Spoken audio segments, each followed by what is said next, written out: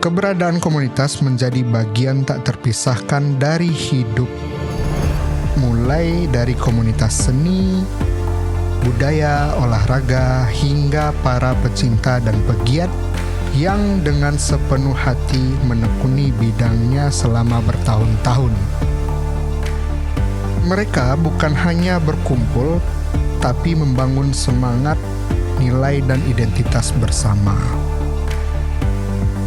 Kato Komunitas hadir sebagai ruang untuk merayakan semangat kolektif ini. Sebuah konten yang tak sekedar mengulas tetapi juga mengapresiasi, menyuarakan dan membagikan kisah-kisah inspiratif tentang bagaimana komunitas-komunitas ini tumbuh, bertahan, dan terus konsisten menjaga api kecintaan mereka meski zaman terus berubah.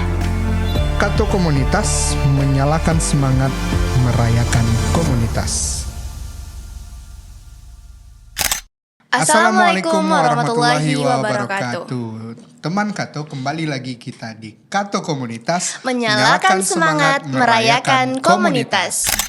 Nah, hari ini teman Kato, kita kedatangan sosok yang baru panas-panasnya Masih panasnya Farin. nih.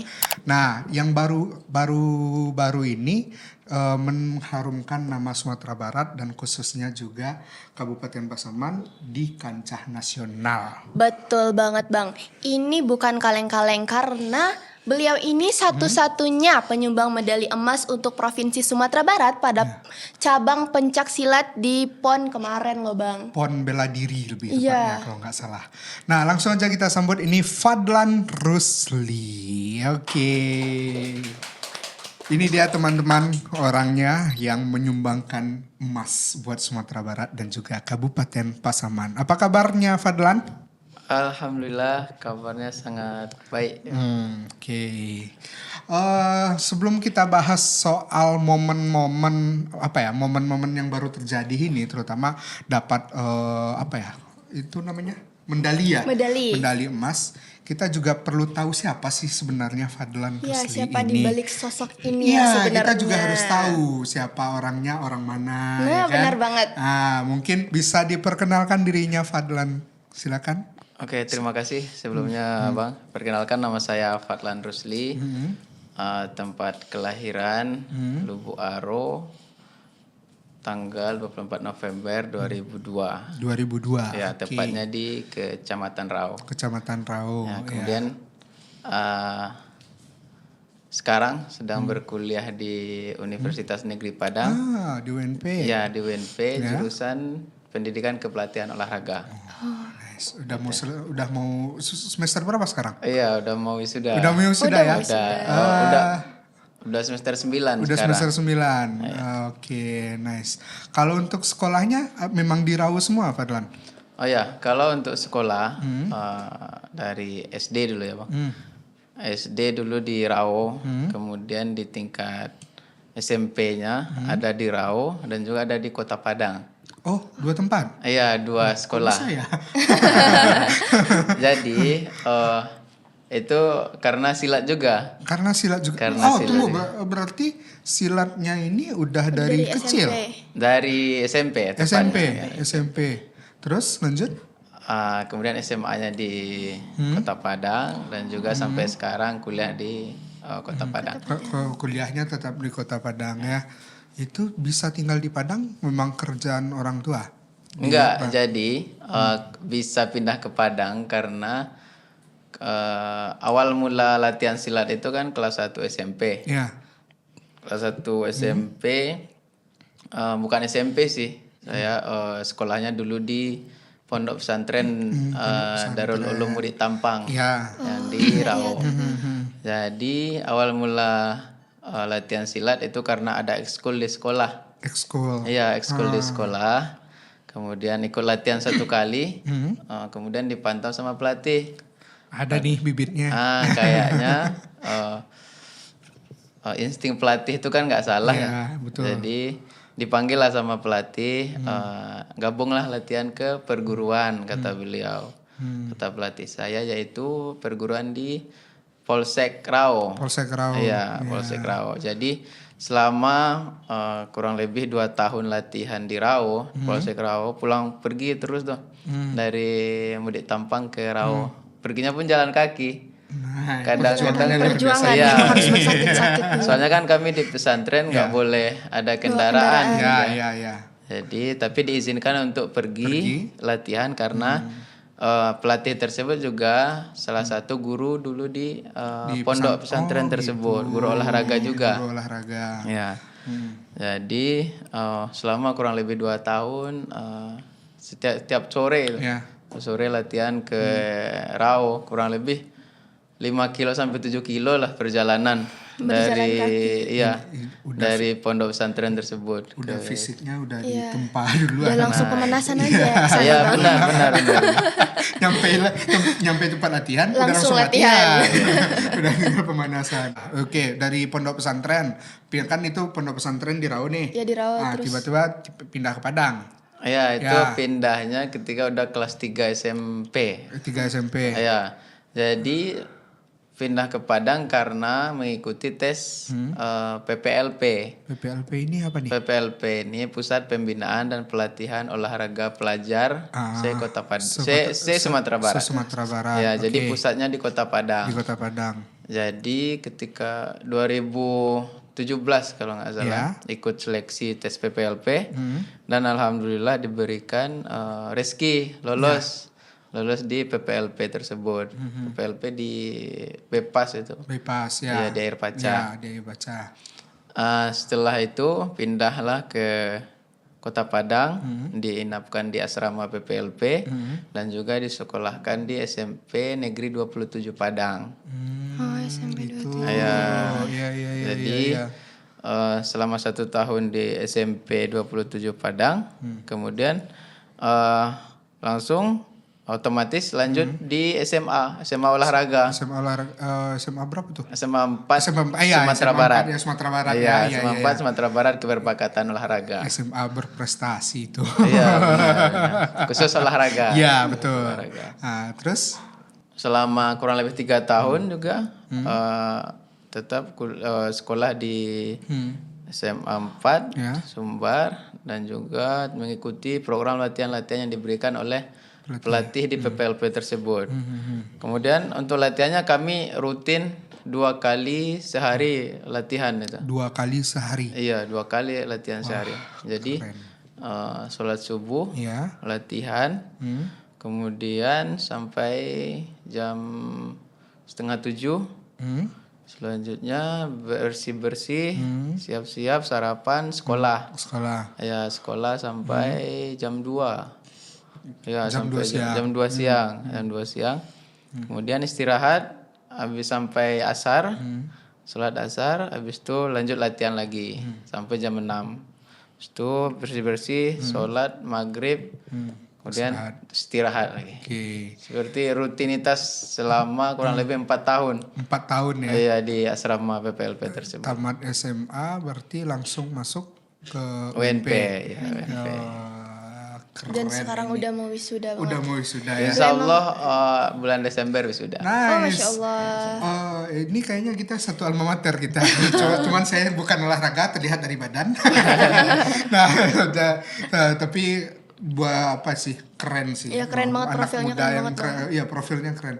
Terlebih pemanasannya jalan Iya, kaki. 5-7 km. Oke. Kayaknya kita kepo juga gak sih Bang Il?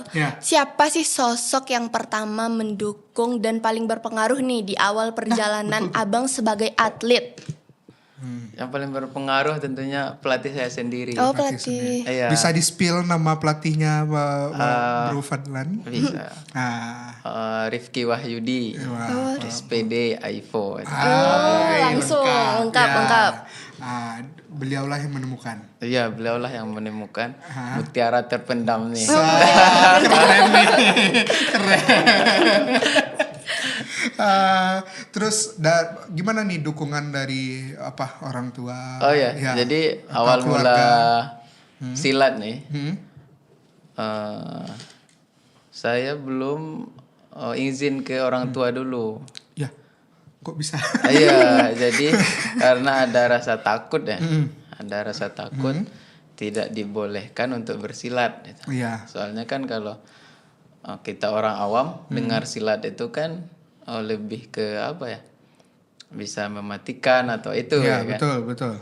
Jadi awal mula latihan saya cuman sembunyi-sembunyi dulu dari kedua orang tua. Iya. Jadi nggak ada izin dulu. Udah pergi latihan. Jadi semakin waktunya berlalu, baru ada satu momen, satu kesempatan, baru minta izin sama orang tua. Pertama sama ibu gitu. Uma sih. Uma, Iya, saya manggilnya Uma. Iya. Ya, Uma. Jadi pas minta izin ke Uma, langsung ditanya kan, ngapain ikut silat? Ya karena udah mulai suka ya sama silat, mulai suka sama silat, kemudian merasa senang mengikuti kegiatan tersebut, dan juga teman-teman di perguruan tersebut atau di lingkungan tersebut juga sangat seru. Kami anak silat mungkin kekompakannya sangat bagus ya. Di silat tersebut. Itu kan sembunyi-sembunyi tuh. Iya. Nah, pulangnya tiba-tiba pas latihan tiba-tiba ada yang bengkak atau cedera gimana tuh? Nyinyiin dari orang tua. Jadi itu kan keuntungannya kami yang di pesantren. Ya kan di pondok. Oh iya. Nggak kelihatan ya. Benar juga sih. Tapi walaupun begitu seharusnya ada sih Bang tantangan. Kira-kira apa nih tantangan terbesarnya yang bikin Abang sebagai atlet dari daerah seperti Pasaman gitu? Apa sih tantangannya? Kan Abang keluar nih, terus kita kan dari Pasaman, dari daerah. Tantangannya apa gitu? Tantangan untuk berkompetisi di tingkat provinsi. Iya, sementara kita dari Pasaman. Benar. Jadi yang paling terutama itu memang di mental ya. Dari mental kita ya. Tapi selama latihan di PPLP, saya selalu meyakinkan bahwasanya saya merupakan orang yang terpilih kan. Untuk mengikuti program tersebut. Kemudian setelah itu saya harus mempertanggungjawabkan apa yang dilakukan. Dengan demikian saya selalu berpikir bahwasanya ini merupakan tanggung jawab, dan tanggung jawab tersebut harus dilaksanakan dengan sebaik mungkin. Iya, benar banget. Vibe-nya positif banget. Iya, apa yang udah kita mulai, Abang nggak mau berhenti di tengah. Harus kita selesaikan sampai akhir. Ya benar banget sih. Nih, Fadlan, pernah ada masa pengen menyerah nggak rasanya? Kalau memang ada, kira-kira apa ya, tahapan apa gitu yang bikin bisa tetap semangat gitu. Nah, menyerahnya pasti dong, capek nih latihan terus, ada rasa bosan atau pengen menyerah aja gitu. Ada nggak rasanya? Dibilang pasti ada ya. Iya. Pasti ada. Jadi itu lebih tepatnya tadi di tantangan tadi ya. Jadi ada satu yang terlalu, yaitu mengenai situasi kita dari anak daerah pergi ke kota. Jadi untuk penyesuaian sama teman-teman, mungkin teman-teman yang di asrama itu mungkin agak susah. Kebetulan juga saya juga kayaknya waktu itu introvert ya. Introvert ya. Jadi kurang banyak komunikasi sama teman-teman yang lain. Jadi pernah di suatu itu sempat merasa kayak diasingkan. Dan memang itu karena kesalahan saya sendiri, karena kurang pandai bersosialisasi dengan teman-teman tersebut. Namun seiring dengan demikian setelah terus belajar kan. Jadi sudah seperti teman semuanya, yang malahan sudah seperti keluarga di asrama tersebut. Di asrama, karena berproses ini. Iya, Nice. Boleh. Nah, ini kan Farin akhirnya kan terbayar sudah. Iya. Nih, mungkin teman Kato yang ada di rumah mungkin ngelihat nih di atas meja ada beberapa medali. Fadlan, coba mungkin bisa diangkat tiga-tiganya. Emas semua coy. Dentingan medali itu loh Bang. Nah ini yang keren ya. Nah Fadlan ini perlu saya coba tanya satu persatu. Ini di mana aja nih yang momen, entah itu yang pertama kali mungkin dapat. Ini emas semua kan? Iya emas. Nah emas semua. Emas pertama yang Fadlan pernah dapatkan. Yang event yang mana? Event emas pertama itu kejuaraan sekabupaten Pasaman. Sekabupaten Pasaman. Iya, itu kalau nggak salah event O2SN. O2SN. O2SN. Wah, jebolan O2SN Ya. juga ternyata ya. O2SN sebelum masuk ke PPLP. PPL. Oh, Iya. gitu. Oke. Itu masih di sekolah, masih di Pasaman. Jadi ikut O2SN. Langsung emas. Iya, langsung emas. Keren ini. Emang Kebetulan udah kelihatan dari Emang awal udah ini. kelihatan dari awal ini. kebetulan atletnya cuma saya sendiri. Ya. Jadi dapat Tapi emas. nggak apa-apa, kasih tepuk tangan. Kasih tepuk tangan. Keren. Jadi keren. pas itu ketika seleksi O2SN tersebut, memang yang mengirim cuman Kecamatan Rau. Oh, gitu. Iya. Iya. Kecamatan Rau. Dan otomatis dapat emas. Dan harusnya dikirim ke tingkat provinsi. Harusnya. Tapi karena ada sesuatu hal gagal. Oke. Gagal, tidak jadi diberangkatkan. Nah, ini 3 medali yang ada di hadapan saya sekarang nih teman Kato. Saya pengen kepo juga sih ini sebenarnya. Ini medali-medali apa saja mungkin Fadlan? Yang Bisa dibawa nih. ya, medali-medali apa saja nih? Mungkin bisa dibantu dijelasin mungkin. Ini ketika medali terakhir yang saya dapatkan. 3 medali ini di dalam dari bulan Agustus 1 medali, Ya. September 1 medali, Oktober 1 medali. Ya, medali emas. Bentar. Ini di tahun yang sama? Tahun yang sama. Tepuk tangan lagi. Nah, wah ini keren nih teman Kato. 3 medali emas yang ada di hadapan saya sama Farin ternyata didapatkan Fadlan di tahun yang ini. sama. Tahun yang sama. Tahun 2025 Wah, masih ada 2 bulan lagi Bang. Iya. November, Desember. Wah, disapu bersih Kita nih. tunggu. Terus Medali yang pertama di bulan Agustus ini medali internasional pencaksilat Indonesia Open. Ini Ngeri. Tangan dulu. Ini keren ini. Itu di mana eventnya? Ini di Kota Medan. Kota di Medan. Sumatera Iya. Utara. Oke. Jadi kejuaraan ini sudah merupakan kejuaraan yang ketiga. Ya, yang pertama itu di DKI Jakarta, yang kedua juga di Jakarta, dan yang ketiga di Kota Medan. Kota Medan. Ya, dan alhamdulillah saya berhasil mendapatkan medali emas. Alhamdulillah. Keren ini bener. Kemudian di event tersebut, kalau nggak salah ada beberapa negara lain yang ikut, malahan sampai 5.000 atlet yang bertanding di kejuaraan tersebut. Iya, karena internasional. Ada Singapura, Malaysia, Thailand, malahan ada Amerika Serikat juga. Ada Amerika bersilat. Oke, siap. Terus medali selanjutnya? Kemudian medali selanjutnya ini yang saya dapat di bulan September kemarin. Dia Fadlan dari foto. Per bulan harus dapat medali Harus emas. dapat emas. Tapi ini keren. Disapu bersih semua. Ya, ini di bulan September. Pekan Olahraga Mahasiswa Nasional ke-19 di Jawa Tengah. Di Kota Solo. Solo. Ini merupakan udah event nasional ini ya? Iya, udah event nasional. Dan medali emas Pomnas ini sudah merupakan yang kedua kali. Aduh. Yang pertama itu di bulan berhenti, ini merinding dari tadi. Merinding banget nih. Bener. Yang pertama di tahun 2022. Ya. Pomnasnya kalau pas itu yang jadi tuan rumah Sumatera Barat. Oke, ya betul. 2022 kemarin. Nah, itu yang terakhir yang paling besar itu medalinya. besar.